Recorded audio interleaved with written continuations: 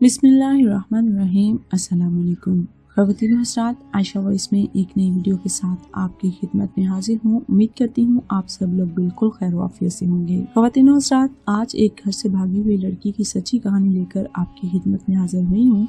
उम्मीद करती हूँ हमारी आज की कहानी आपको पसंद आएगी।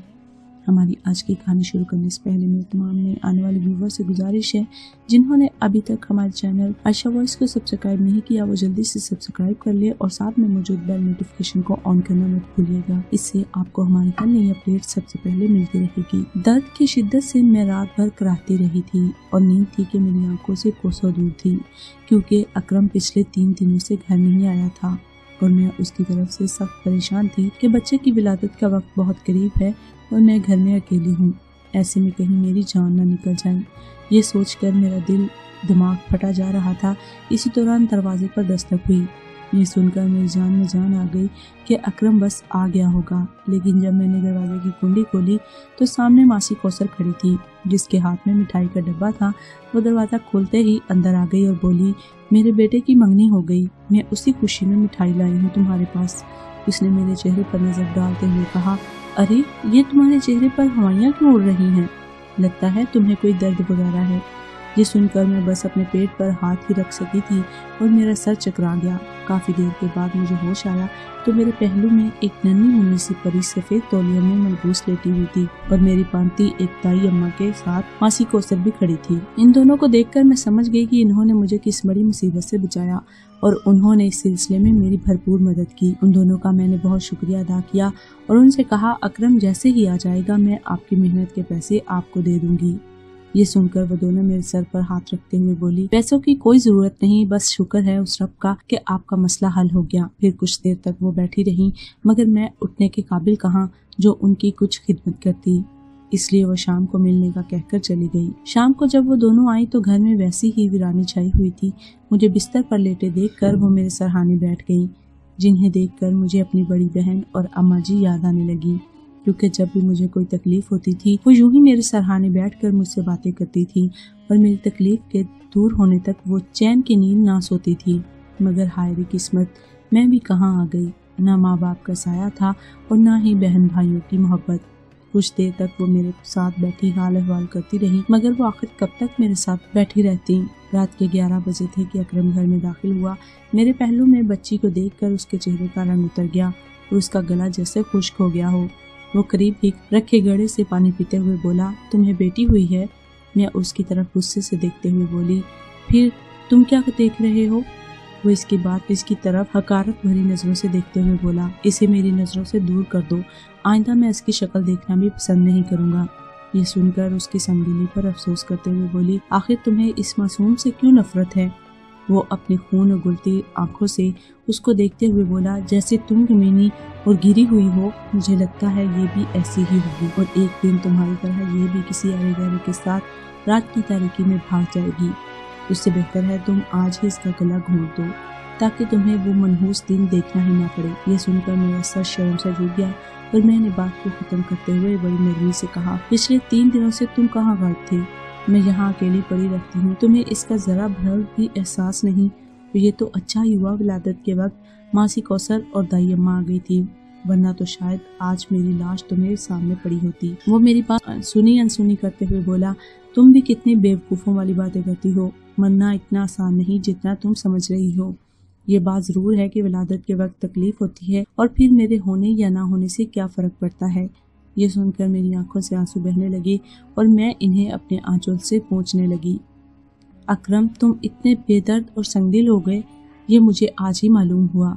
तुम मेरे मरने पर भी खुशी महसूस कर सकती हो, जबकि मैं तो तुम्हें अपना सब कुछ मान चुकी हूँ। अब तुम ही मेरी मोहब्बत और मेरी जिंदगी हो, मगर तुम्हारी ये नफरत मुझसे देखी नहीं जाती। मेरी बात सुनकर वो एक जोरदार कहका लगाते हुए बोला, मैं और तुम्हारी मोहब्बत, तुम्हारी जिंदगी, वाह वाह, आखिर वो तुम्हारी पहली मोहब्बत और जिंदगी कहाँ गई, जिसकी खातर तुम अपना सब कुछ लौटा कर घर से निकली थी और वो तुम्हारी इज्जत से चंद दिन खेल कर तुम्हें भरे बाजार में बेच गया, जिसकी खातर तुमने अपने घर वालों से बगावत की और रात की तारीकी में उसके साथ भाग गई। तुम्हारी मोहब्बत, तुम्हारी जिंदगी तो वो है जिसके साथ तुम शादी करना चाहती थी। जो तुम्हें बाजार में खड़े खड़े बेच गया, और उसकी मोहब्बत का दिया हुआ तोहफा तुम्हारे पहलू में अब भी पड़ा हुआ है, और तुम कहती हो कि मैं इस बच्ची को अपना नाम दे दूं। नहीं, हरगिज नहीं, ये नहीं हो सकता। अब मैं तुम्हारी इस मोहब्बत के इस तोहफे से और तुमसे बेजार हूँ। ये सुनकर मैं अकरम के पैरों में गिर गई। अकरम, तुमने इसे अपना नाम नहीं दिया तो मैं जीते जी मर जाऊंगी, मैंने उसकी मिन्नत करते हुए कहा। जिस पर अकरम चिढ़कर बोला, अगर तुम मुझसे शादी करना चाहती हो और मेरे साथ मेरी बीवी बनकर रहना चाहती हो तो तुम्हें इस मोहब्बत की निशानी को छोड़ना पड़ेगा। ये सुनकर मैं एक बार फिर उसके पैरों में गिर गई और रो रो कर गिड़गिड़ाते हुए उससे बोली, अकरम, ऐसा जुल्म मत करो, इस मासूम का इसमें कोई कसूर नहीं। अगर तुम्हें सजा ही देनी है तो मुझे दो, मेरी नादानी की सजा इस मासूम बच्ची को मत दो। मेरी बेबसी और बहती आंखों को देखकर वो खामोश हो गया। इस बहस व तकरार के बाद मुझे मेरी हैसियत मालूम हो गई थी। मैं रात भर रोती रही, तड़पती रही, सिसकती रही और सोचती रही, वाकई मुझ जैसा बदनसीब कोई नहीं, और जिसका एक अच्छा खासा घर था जिसमें मेरी माँ बाप, बहन भाई सभी लोग थे, जहाँ खुशियाँ थीं, मोहब्बतें थीं। अगर मेरे पैर में कांटा भी लग जाता तो इस पर उनकी जान निकल जाती। उन्होंने मुझे बेटों की तरह पाला पोसा और बड़ा किया। इसके साथ साथ मुझे अच्छी तालीम भी दी और एक अच्छे घराने में मेरा रिश्ता भी तय कर दिया, और मेरी शादी भी करीब ही थी कि दौरान तालीम अमरान से मुझे प्यार हो गया। मैं उसके प्यार और मोहब्बत में इतनी अंधी हो चुकी थी कि मुझे कुछ भी दिखाई नहीं दे रहा था।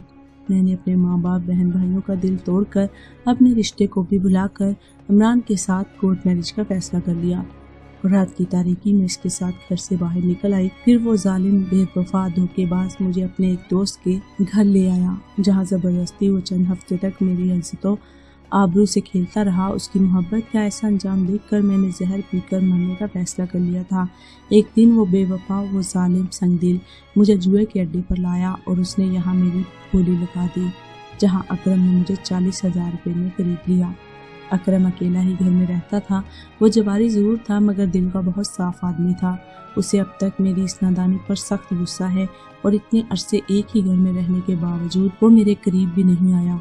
उसकी नेक दिली और शराफत को देखकर मैंने उससे शादी करने का फैसला कर लिया और उसे अपने दिल की बात भी बता दी, मगर वो मेरे पेट में पलने वाली बच्ची की खातिर खामोश हो गया। अब वो मेरी गोद में बच्ची को देखकर जल सा जाता है। वो इस बात पर गुस्सा जरूर करता है कि ये उसकी बेटी नहीं, मगर साथ ही वो मेरा बहुत ख्याल भी रखता है। मुझे यकीन है वो एक दिन इस बच्ची के साथ मुझ बदनसीब को भी बहुत जल्द अपना लेगा, क्योंकि मुझे यकीन है मेरा रब इस मासूम बच्ची की मोहब्बत से किसी भी वक्त उसका दिल लबरेज कर देगा।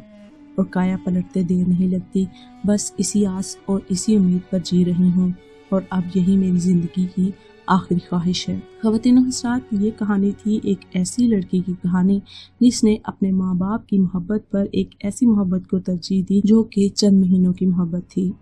एक ऐसे शख्स को अपनी ज़िंदगी में शामिल करने का फैसला किया जो कि बाद में उसे धोखा देकर, उसके साथ बहुत बड़ी ज्यादती करके उसे एक ऐसे जुए के अड्डे पर बेच गया जहाँ पे उसकी बोली लगा दी गई, और उसे एक ऐसे शख्स ने खरीद लिया जो कि उसकी ज़िंदगी में उसको तो शामिल कर सकता है लेकिन उसकी ज़िंदगी में उसकी बच्ची को शामिल नहीं कर सकता। हमारे अक्सर यहाँ ऐसा ही होता है कि माँ बाप की करनी औलाद को भुगतनी पड़ती है, लेकिन इसमें मासूम बच्चों का कोई कसूर नहीं होता। इन मासूम बच्चों का सिर्फ इतना कसूर होता है कि इनको ज़िंदगी और इस दुनिया में लाने वाले ला कर भूल जाते हैं। वो अपनी मोहब्बत को, अपनी अयाशी को तो बहुत अच्छे तरीके से गुजार लेते हैं, लेकिन इस रिश्ते को नाम देने से बहुत डरते हैं, क्योंकि इंसान की जिंदगी में शामिल होने वाला हर रिश्ता बेनाम नहीं होता। अगर इस रिश्ते को वो नाम देंगे तो माशरे में उन्हें इज्जत और आबरू वो नहीं मिलेगी जो कि उनकी बनी हुई होती है। बाद में लोगों की बातें सुनने के लिए वो ऐसा कुछ भी नहीं करते और इस रिश्ते को बेनाम ही रहने देते हैं। मेरी उन तमाम बहनों से रिक्वेस्ट है जो कि अपनी जिंदगी में कुछ ऐसे रिश्ते शामिल करती हैं जिनमें बाद में उन्हें धोखा और फरेब ही मिलता है, तो उनसे रिक्वेस्ट है कि अपने वालिदैन की इज्जत और अपनी इज्जत को सबसे पहले अपनी जिंदगी में सबसे ऊंचा मुकाम दीजिए, क्योंकि वालिदैन की इज्जत और अपनी इज्जत अगर एक दफ़ा चली जाए तो बाद में कभी भी नहीं मिलती। उम्मीद करती हूँ हमारी आज की कहानी आपके लिए सबक आमोज रही होगी और कहानी आपको पसंद भी आई होगी। मिलते हैं एक और वीडियो के साथ, तब तक अपना और अपने साथ दूसरों का ढेरों सारा ख्याल रखिएगा। हमें अपनी दुआ में याद रखिएगा। वीडियो को पसंद आने की सूरत में लाइक करते हुए शेयर जरूर कीजिएगा और कमेंट करना मत भूलिएगा कि हमारी आज की वीडियो आपको कैसी लगी। आने वाली वीडियो तक के लिए हमें दीजिए इजाज़त। अल्लाह हाफिज़।